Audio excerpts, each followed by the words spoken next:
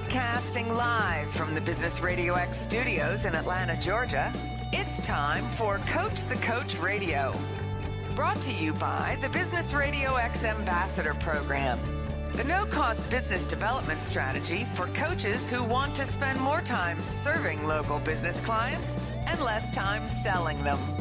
Go to brxambassador.com to learn more. Now, here's your host. Lee Kantor here, another episode of Coach the Coach Radio, and this is going to be a fun one. Today on the show, we have Wendy Caverly, and she is with Crusaders Networking. Welcome, Wendy. Well, thank you so much for having me, Lee. I'm excited to be here. Well, I am excited to learn what you're up to. Tell us about Crusaders Networking. How are you serving folks? So I am serving folks because I am a coach who specializes in the skill of networking. And networking is a skill that, while people know the necessity of it, is often misunderstood and not valued until troubled times come up, like they did in 2020, and they start to realize it's something that they feel a little intimidated by, but they shouldn't be, because it's a skill like any other. It's very learnable, and I am here to help them find comfort and success using the skill of networking. Well, I really appreciate that, and that's at the heart of my business, and what we do here at Business Radio X is a version of networking. But for some folks, networking is kind of an icky thing that they feel like it's, almost too superficial or too transactional. And for other people, networking turns into not working because it's almost like they're not using it properly in order to grow their business. Absolutely. Absolutely. And I love that you touched on both those points. I did have a client recently say that to me, that they feel slimy, like it's something that it's a trick used to get a transaction done, or to fake a relationship with a customer so that you can get them to agree to the services and then disappear into the night. Or another client recently said it's something that butt kissers do to try to get a promotion at work, when that is the misuse of the skill of networking. At the end of the day, beginning and ending, even with the dictionary definition of the word, networking is about connecting with people. And that is what this is all about, finding great connections with people that are mutually beneficial and bring value to everyone involved.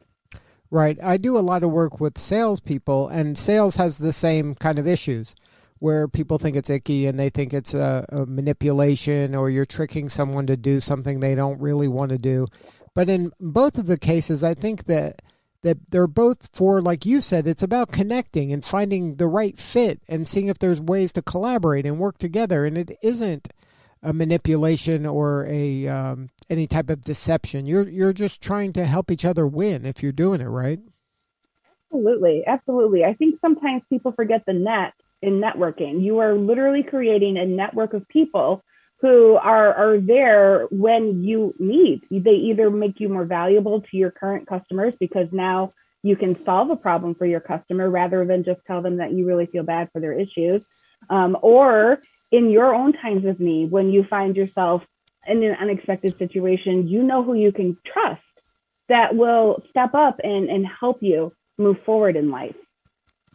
So let's kind of dig in and talk about, how you communicate this and how you educate and coach your folks to be better networkers. Crusaders Networking was actually inspired by what changed in the world in 2020. And I had a lot of business professionals coming to me wanting to know what they could do now that they couldn't door knock or have expos to set at, or, be face-to-face with their customers. And when I started coaching how to build these effective relationships, I realized that networking is a much larger skill set than most people recognize. It has a lot of different potential outcomes depending on which skills you use. So I started translating the skill of networking through nature references to play off of the ones that we already know very well in the professional world. There is farming and hunting. Everyone is familiar with that in the sales world and in the professional world. And networking is very much at its heart relationship building, which is what the farming practice is. So to help people, first of all, not be overwhelmed by this skill, I broke it down into 4 landscapes. I call it the networking landscape. There is farming and hunting and fishing and foraging. And each landscape is a different part of networking and has a different skill attached to it for results. And I don't know how deep you want me to go without, I like a back and forth. So tell me, what do you think of when you think of farming practices? Well, I'm not much of a farmer, but I would imagine in farming that your network is very important because you need, first of all, some of the materials in order to farm. So you need kind of seed and you need kind of the machinery involved in farming. And then you also need a place to distribute the excess stuff that you farmed. So that you would need a network to help you kind of get your product out to market. So I would imagine a network is very important when it comes to farming. So, well, actually, just from a networking standpoint, farming is that building the relationship part, where it's not the one and done. It's the home base that you are comfortable bringing people back to, other professionals. It's the people who share your farm that you are comfortable referring to. And it's that place where those go-to mutually beneficial relationships are nurtured and cared for. You very rarely are comfortable referring somebody that you just met because you don't actually know their quality of work. How are they going to respect your reputation? So it's a repetitive process. It's that relationship building that happens over time, and it's that home base where those are your go-to people, and those are the people who come to you when they need resources. So that's the farming aspect of networking. That's what a lot of people grow their business on. I've known so-and-so for 10 years, and you've known them for 10 years because you've had interactions with them over the course of that time. Therefore, you know they are someone that you can know and like and trust. So then you kind of look at this as kind of concentric circles, that your closest circle is the farming circle? I don't actually. I look at it as an atlas, as a large landscape map that has a spider web, actually. That's one of my favorite references is a spider web. But when I teach the skills of networking, I first break them down into 4 different landscapes, and then we talk about how those landscapes overlap and interact with each other. So it's more of a Venn diagram than a concentric circle. So then there's an overlap amongst these 4 landscapes. Yes, depending on the desired outcome. Are you looking for a referral partner? Are you looking for a customer? Are you looking for a resource? Are you looking for a mentor? Each one of those desires are reached in a different manner. And then, so how would, so let's go through them. So you have the farming one, I kind of understand. So now how does the hunting one come into play? The hunting one is from a networking standpoint. Most people know hunting from a sales standpoint. From a networking standpoint, the hunting landscape is used to make a plan for your long-term success and manage your frustration by tracking that success. So it's the help with impatience, that this isn't going fast enough. I went to that one event, I met nobody, it was worthless, I'm not going to do it again. Networking is repetition. You have to add layers. So if you make a plan, it's harder to get frustrated because you're still making progress and you can see how far you've come. So that's the hunting aspect of networking. And then where does fishing come in? Fishing is actually the most classic form of networking. It's how you meet your future mentors. It's how you meet the people who are going to take you to the bigger rooms and introduce you to the bigger people. They're not your clients. They're probably not even on your farm. It's that process where you are the one learning. And it's commonly, think about it as, why do people join athletic clubs or fancy golf clubs? Of course, they're looking to surround themselves with these bigger professionals who have the ability to introduce them and help grow their business. So fishing is, you're the bait. And how do you meet the mentors, the people who are going to carry you up, the people who are going to bring you to the bigger room? And then the last one is foraging. Foraging. Foraging is about really working at not only viewing networking as an adventure, but being excited by whatever opportunity you might spot around yourself, raising your awareness to what's around you. You might find an opportunity for new clients. You might find an opportunity for a new referral partner. You just might find an opportunity to introduce two people together and look like a rock star. And that's why it's foraging. You don't know what you're going to find, but you are looking for all the opportunities, whatever they might be. Now, when you're coaching your clients about how to do this well, what does kind of a day look like for them in order to implement all four of these landscapes? Or do they kind of spread them out? Do they say like one day is farming day, one day is hunting day, one day is fishing day, one day is foraging day? Or is this something that you just kind of build into each of your days? When we first start out, we usually start by just learning how each individual landscape is a standalone and what to expect from there. But as they build the skill, they start to learn the ebbs and flows. You very rarely do all four in one day, but you could do 3 in 1 hour, depending on the environment you're in. So for instance, you're at a networking event, right? You're surrounded by people you have never met before, all professions, all levels of experience. That's a classic foraging environment where you're there because you're there to see what opportunities you might spot. But you might be there because of a hunting practice where you made a plan. I had a plan to go to this event so I could increase my business, make new contacts, meet new people. And if you meet someone that you think might be a valuable resource to you, you would follow up with them to try to build a relationship with them that might land them back in your farm, that home base, those people that you can count on in your inner circle. So now let me see if I got this. So now I know I'm going to an event, maybe at the Chamber of Commerce. Maybe my plan is to, okay, let me see who's invited to this. Let me see who typically comes to this. Let me target, I'm going to try to meet or get to meet through somebody else or directly one of these people. And then at the event, I go and either make my way to that person, introduce myself, or even better would probably be have one of the people that we mutually know introduce me to that person. A warm introduction is always a great way to meet a new person. Yes. And another aspect of the foraging is actually knowing how to effectively introduce yourself to get the response that you want. A lot of people don't like being sold to now. They see it coming.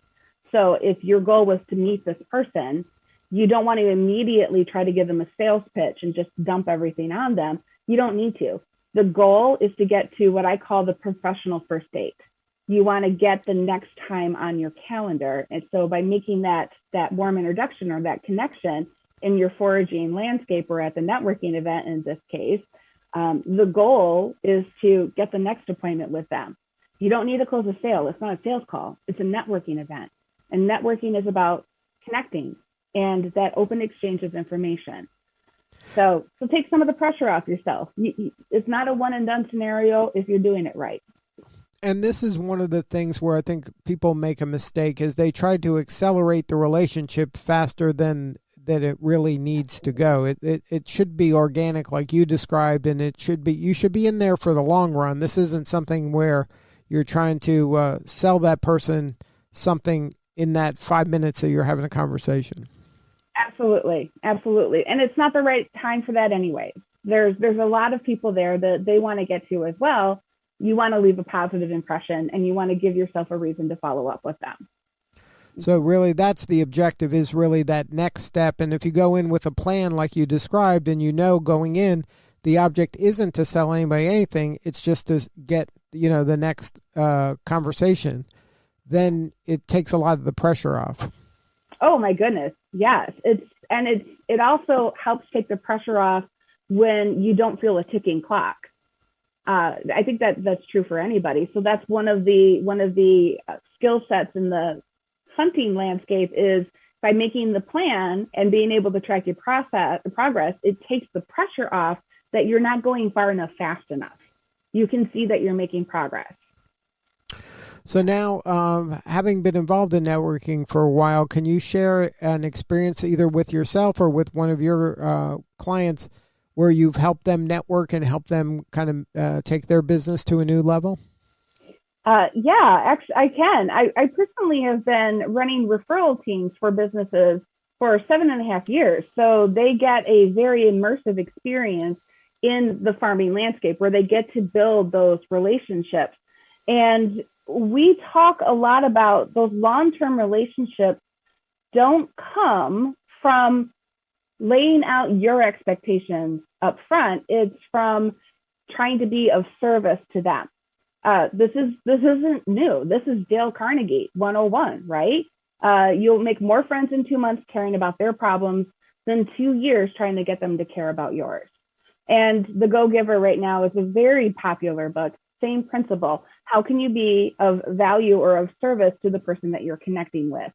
So by kind of tweaking that thought process a little bit, as opposed to treating it like a sales call, treat it like an exploratory on how you might connect, find mutual common ground, and then find some to-dos for yourself. And it's amazing how frequently, because the to-dos are important. I should back up for a quick second. When you leave a conversation with another person with something to do for them, even if it's just, I'll find the answer to that question, you just gave yourself a reason for another connection, another touch. So without feeling like you're just randomly reaching out to them, it's like, hey, I hope you had a great week. Here's the answer to that question. Does that help you? So it gives you that other thing. It's not unusual for me to have clients that when they start practicing this skill, they start finding synergy between their business and another business. I have a business consulting firm that I work with who was introduced to a leadership coach I also work with, and they've actually partnered in teaching one of their clients. It's a large credit union out west. And that synergy came because both of them were open to exploring how they could help the other person, not just what they could get from them. And it's one of those things when you're kind of move away from sales to service, amazing things can happen. Just for me personally, I jokingly call it my drug of choice. The sense of satisfaction that I get when I can connect to people who may not have met otherwise, and it was a great connection, or to watch my clients stop being nervous or embrace their own professionalism, or heaven forbid, they have imposter syndrome. And they finally embrace the fact that they have things to offer that other people want to know, so they don't have to feel jealous or shy or intimidated by wanting to connect with other people. It really helps people overcome those hurdles in their professional lives. Now, Wendy, if somebody wants to learn more, have a more substantive conversation with you or somebody on your team, or get into your network, what is the best way to do that? Well, right now I have a brand new website, wendycaverly.com. And it has, right now it's still a landing page, but there are multiple ways to contact me. I love to connect with new people, find out what makes them amazing, and share them with others. And the best way to do that is to say hello. And that's WendyCaverly.com. Correct. Well, Wendy, thank you so much for sharing your story today. You're doing such important work, and we appreciate you. My pleasure. I appreciate the opportunity to be here. All right, this is Lee Kantor. We'll see you all next time on Coach the Coach Radio.